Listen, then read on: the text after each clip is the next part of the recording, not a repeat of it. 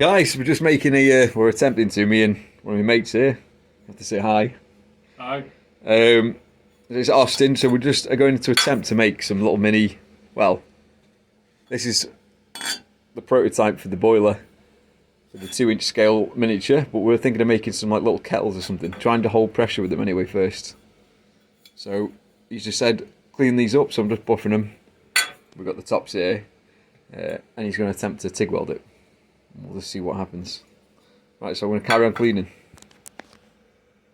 Right, guys, so this is, hey up, we've got a bit of a leak there. I need to tighten it up. I'll just tighten it up. Back again now, that's not leaking. We just did a little test with some fairy liquid. Yeah, so this is Austin's idea.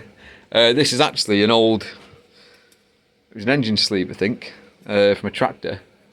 So just put a little plug on there, we've just welded on, and cap the bottom, obviously.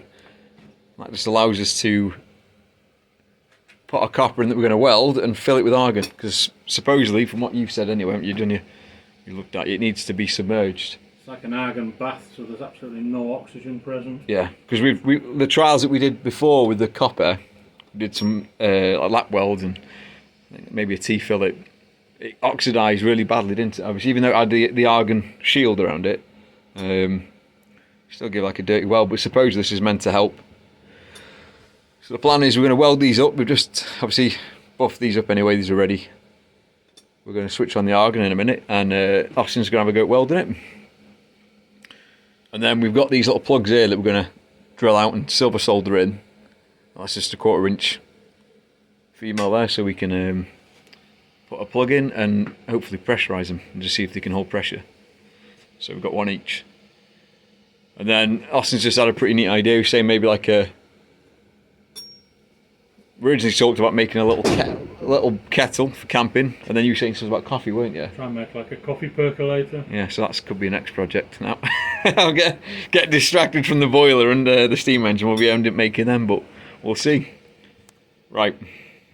Down one way. Yeah, so Austin he's just, you can see there now, we've got it set up for purging. So he's just filling this with argon. So that's just getting filled. And then a tip Austin said is if you hold the match, light a match and put it over to it, obviously because it's inert, it won't burn. You'll put the match out and that's how you'll know you've got sufficient argon there. So I'll probably go get some now and we'll just test that. Right, so let's get in Austin's hands here so you can see. There's the flame. There you go. Just dispelled the flame, so that's good. That's a positive sign. Turn that purge down now. Only need a trickle. So what's that you say? You just turn it down to a... turn the purge down. We only need a trickle now. Okay, brilliant. So that's set at what, roughly? About 2? Just fairly low. As long as there's a little bit flowing, we're okay. Okay, smashing. Put that on there. This has been a long time coming now. This is how long we've been planning to do this? About a year, yeah. Everything else getting in the way as it usually does. We got the actual welding rod bit. Yes, I'll get you some now. Right, 1 second. Right, so we're just doing a little test piece there. He's just...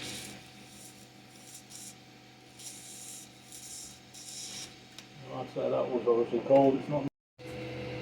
Yeah, so that's... Is that the same thickness that the cylinder that's made of? I think, yeah, around 2mm, isn't it? So no, the cylinder itself's thinner, the cap's slightly thicker, and it's the same with my one. I think that's... I will have to check it with the verniers to be sure.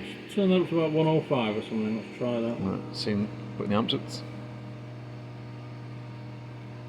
try to put an attack on me. Right, 106, 107 now. Fine, we'll just try and get a tap on it.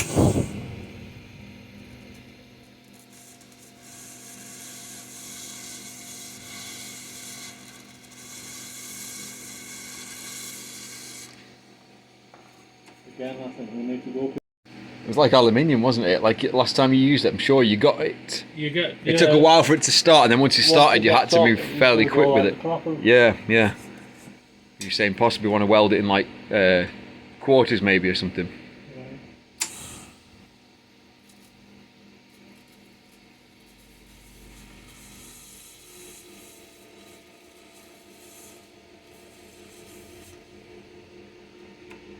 How does that feel?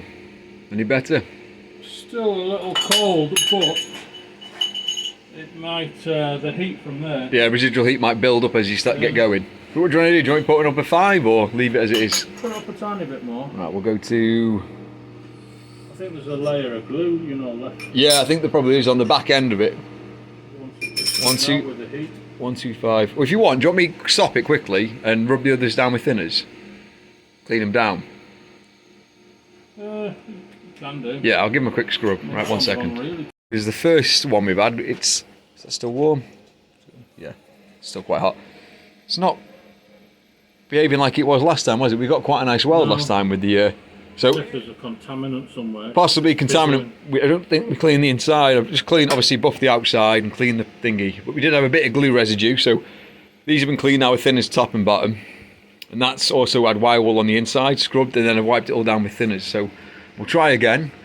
And then we're thinking another possibility is we're drawing air in somewhere, which is causing it to get like a bit of a dirty weld. Because it makes, when the TIG welder fires up, Austin was saying that's not usual. They doesn't tend to do that with the welders he's used. Obviously, I've only ever used this TIG, so that seems quite normal to me.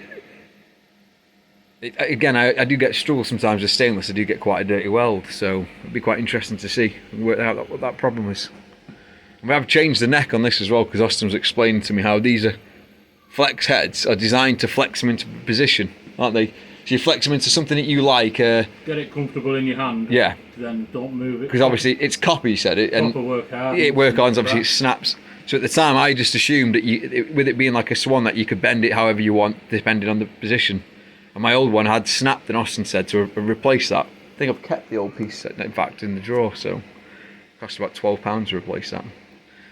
So yeah, we're just going to fill this one again now and try and see if we get different results and see what happens. Guys, so Austin's just welded this one up. This is the second one.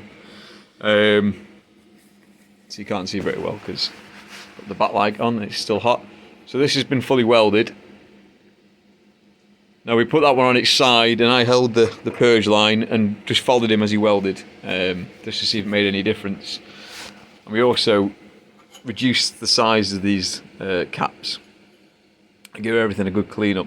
Seemed to weld better. You can't see there, 1 second. Now there is penetration there now. What we're going to try is, we're thinking my TIG has got a possible issue whether the neck is damaged or it's drawing air in, because we're still getting like little bits of porosity, aren't we? We've cleaned everything up and we've had the earth directly to the copper. So Austin's going to bring his TIG next time and we're going to run all the same settings, the same copper, clean it exactly the same way and just see if there's any difference. And that obviously rule out any issues. If it is that, then obviously my TIG needs looking at. So that'll be quite interesting. But yeah, all we need to do is, I've got drill caps in these so we can fit our plugs, and then we'll do that next video. So that's what we're up to. You can't really see it very well because that backlight's not helping. But we've got one welded up on the bottom. So I'll just give it a clean up and I'll see if it holds water at least first. And then Austin will try again. Right, I'll catch you later, guys. Right, so I've just filled it up with water. Giving the welds a bit of a clean and I'm just going to see if it holds the water at least anyway. So Austin's going to get his TIG and bring it round and we'll weld the tops on them. Let's see if there's any difference. And then be able to pressure test it with a little water pump that I've bought. Right guys, so that's the first delve into the copper welding anyway, other than the little strips that we've done. So once Austin's ready, we'll do the next video and that'll be the part 2, I guess. Right, so I'll see you all guys later.